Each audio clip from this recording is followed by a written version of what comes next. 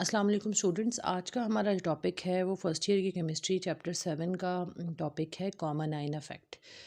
ये एक बहुत ही इम्पॉर्टेंट टॉपिक है। ये भी और इससे पिछला जो टॉपिक था सॉल्युबिलिटी वाला और प्रेसिपिटेशन रिएक्शन वाला, ये भी शॉर्ट क्वेश्चन में और कभी कभी लॉन्ग क्वेश्चन के पार्ट बन के भी ऑलमोस्ट हर साल ही आते होते हैं, क्योंकि किसी भी चैप्टर में कुछ इंपॉर्टेंट टॉपिक्स होते हैं, वो चैप्टर के पेपर सेटिंग के वक्त उनको इग्नोर नहीं किया जा सकता। तो इस चैप्टर के अंदर काफ़ी ऐसे टॉपिक्स हैं। ली शैटलियर्स प्रिंसिपल भी उसका सबसे बड़ा है, जो लॉन्ग में भी अक्सर आ जाता होता है। तो कॉमन आयन इफेक्ट भी उन्हीं में से एक टॉपिक है। कॉमन आयन इफेक्ट की काफ़ी डेफिनेशंस होंगी, लेकिन एक आसान तरीन डेफिनेशन हम समझा देते हैं आपको कि देखिए, कॉमन आयन का मतलब है कि ऐसी आयन जो ज़्यादा हो जाए, या आपने एक से ज़्यादा चीज़ें अगर डिज़ोल्व कर ली हैं किसी चीज़ में, तो उन सब में एक आयन ऐसा हो जो मुश्तरक हो, दोनों में मौजूद हो। अब इसके फ़वाइद भी बेशुमार हैं। हमारा इस लेक्चर के एंड में मैं आपको इसके रियल लाइफ के एग्जांपल्स भी और एडवांटेजेस भी बताऊंगी। तो हम ये पहले डिस्कस करते हैं कि डिक्रीज़ इन सॉल्युबिलिटी और ionisation of an electrolyte. Electrolyte क्या होती है? ऐसा सोल्यूशन, ऐसा कंपाउंड मोल्टन स्टेट में जो कंडक्ट कर सके इलेक्ट्रिसिटी को, ठीक है ना।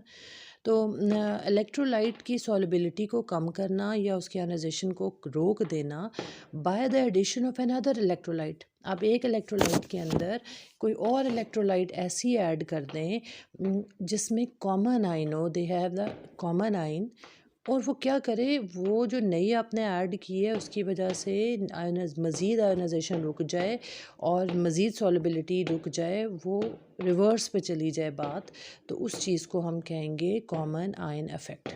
अब एग्जांपल्स हम इसकी देखते जाते हैं। अब आखिर में यहाँ पे एक और चीज़ भी आपने जहन में रखनी है कि जो हमने ऐड करनी है ना इलेक्ट्रोलाइट, या जो हमने एसिड या जो भी चीज़ हमने ऐड करनी है इसके अंदर, वो जो होगा ना, वो कम जो है वीक होना चाहिए, ठीक है ना। उसका सोल्यूशन जो है वो पहले से कम डिज़ोल्व होने वो कम डिज़ोल्व होने वाला होना चाहिए। सोल्यूशन के अंदर पहले वाला ज़्यादा होगा और दूसरे वाला कम होगा।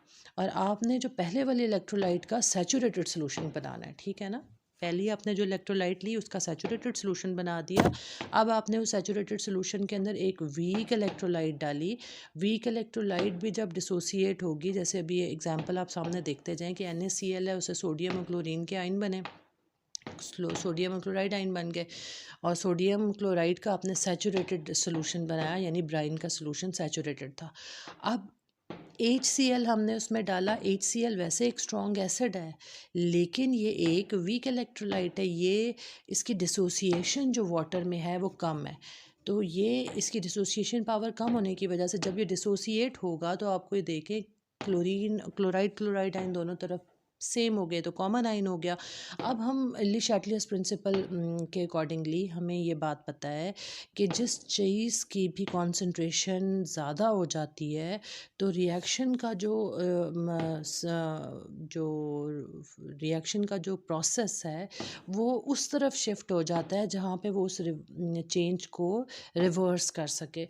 तो अब ये क्या होगा कि जब हम आयन बढ़ जाएंगे तो वो रिवर्स होके मज़ीद आयनाइजेशन को रोक देगा और दोबारा से वीक इलेक्ट्रोलाइट बना देगा, ठीक है। और वो जो HCl है वो प्रेसिपिटेट आउट हो जाएगा, ठीक है।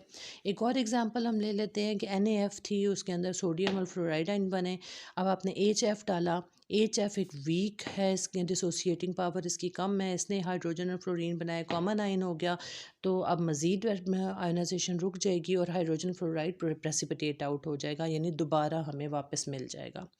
अब KClO4 है, और कुछ बुक्स के अंदर KClO3 भी हमें इस रिएक्शन के लिए लिखा है। तो इसमें आप K+ आयन यानी पोटेशियम आयन्स बनेंगे और क्लोरेट आयन ClO4 आयन बनेंगे।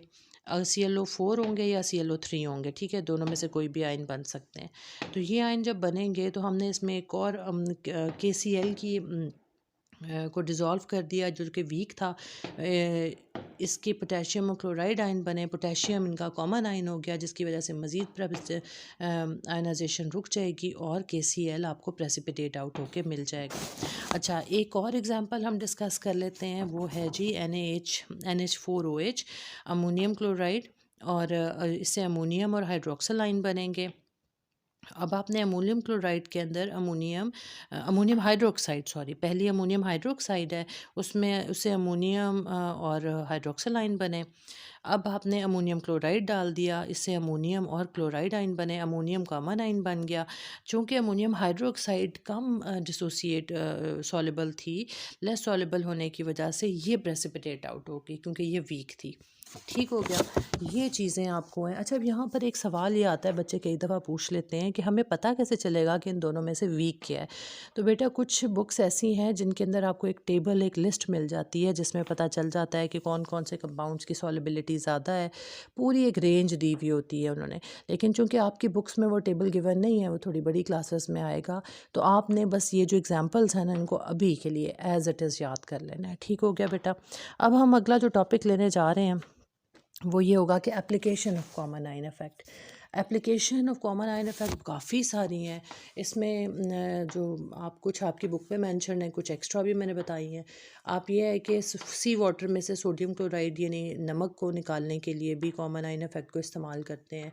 जितने भी आपके सॉल्ट एनालिसिस होते हैं, ख़ासतौर पे सेकेंड ईयर में आप ये टॉपिक ज़रूर पढ़ेंगे एसिड बेस रेडिकल्स के लिए, उसमें भी आपको कॉमन आयन इफ़ेक्ट ही को बेस बनाया गया है। बफर सोल्यूशन, वो भी आप अगले चैप्टर में पढ़ेंगे। बफर सोल्यूशन एक ऐसा सोल्यूशन होता है जिसका पीएच, आप मज़ीद कोई चीज़ ऐड भी कर दें तो पीएच कांस्टेंट रहता है, पीएच नहीं बदलता। ये एक ऐसा मेरिकल सोल्यूशन होता है जिसमें आपका पीएच चेंज नहीं होता, चाहे आप कोई भी चीज़ ऐड कर लें। तो वो बफर सोल्यूशन भी कॉमन आयन इफ़ेक्ट की वजह से ही बेस बनती है उसका भी। अच्छा, कोई भी सॉल्ट है, उसकी प्रेसिपिटेशन करने के लिए, उसको प्योर बनाने के लिए, क्रिस्टलाइजेशन के लिए भी आप कॉमन आयन इफ़ेक्ट यूज़ करते हैं। मैन्युफैक्चरिंग ऑफ बेकिंग सोडा इसकी एक एग्जांपल है, वो भी आप कॉमन आयन इफ़ेक्ट की वजह से ही मैन्युफैक्चर करते हैं। अगर आप किसी सोप की सॉल्टिंग करना चाहते हैं, सॉल्टिंग आउट ऑफ सोप करना चाहते हैं, वो भी कॉमन आयन इफ़ेक्ट की वजह से होता है। ड्रिंकिंग वाटर फ्रॉम एक्वाफायर, जैसे अंडरग्राउंड वाटर होता है ना, underground water layer of mixed with permeable rocks और अदर अनकंसोलिडेटेड मटेरियल, कोई भी चीज़ें उसमें मिक्स हो गई हो अंडरग्राउंड में, उसको प्योरीफाई करने के लिए भी कॉमन आयन इफ़ेक्ट यूज़ किया जाता है।